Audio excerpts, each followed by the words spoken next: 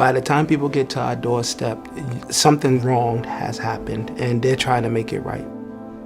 They are looking for resources, they're looking for tools, they're looking for someone to say, although I didn't know your loved one, I kind of know what you're going through. I'm kind of the expert in this thing. I'm part of this club that nobody wants to be a part of.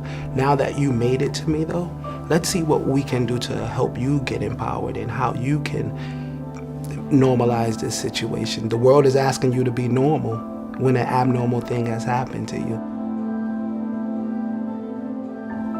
Lewis being killed back in the late 80s, early 90s, when young black men were going into then Boston City Hospital, it was this justification as to why they were killed. And for me, I wanted to make sure that even if he was gang involved, even if he had a criminal record, he still belonged to somebody.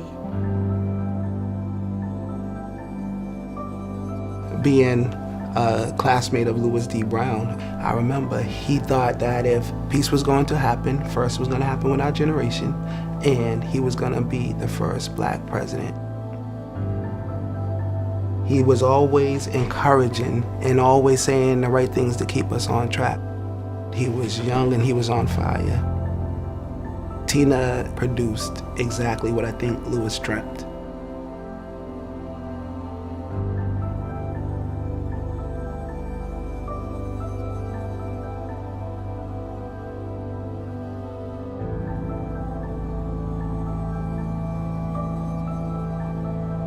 After the city or society found out that Lewis was not gang involved, that he was a good student, that he had goals, dreams, and values, abundance of resources opened up for us. I thought that this was a natural thing.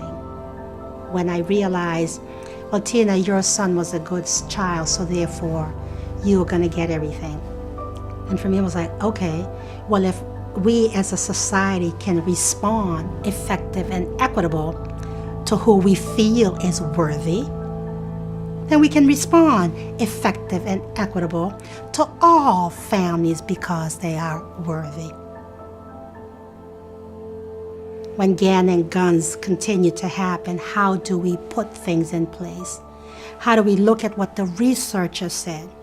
When we don't respond to families effective and equitable, that cycle of retaliatory violence continues.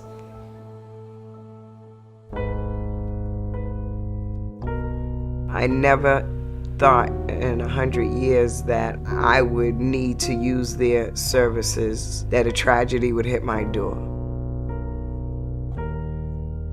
In 2007, my son, Warren Daniel Hairston, at the age of 21, was shot and killed and left for dead.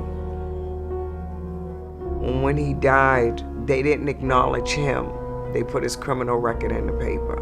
They affiliated him with the H Block gang. I was just numb. I went through severe depression, bitterness, and hatred. Up until that point, I had supported so many of my friends when they lost their loved ones, but now here it was my turn.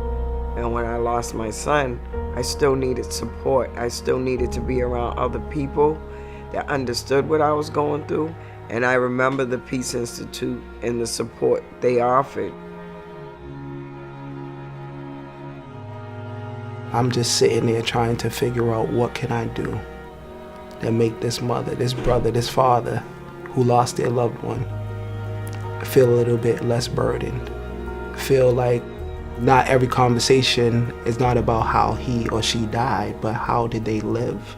That's what you get at the Peace Institute. Tell me about your loved one. Tell me about why you love them so much.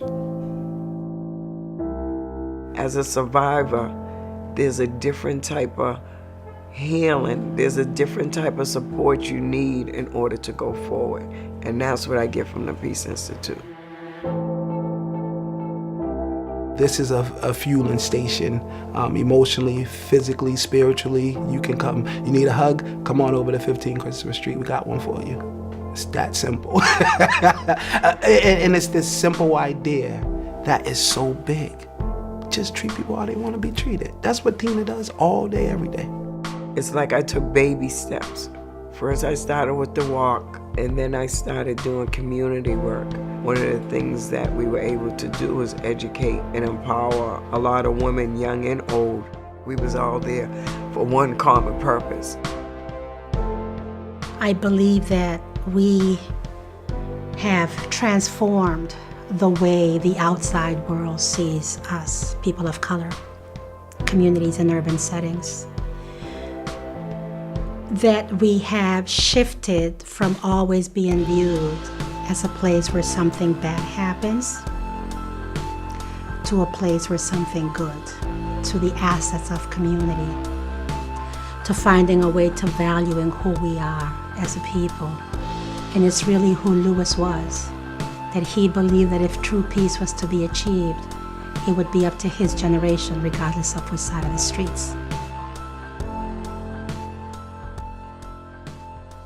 There are hundreds of pins up there that families need their loved one to be remembered. And every time I walk by that memorial, I say, that person mattered.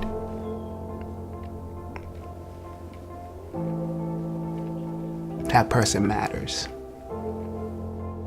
That person is loved. And that person should be remembered forever.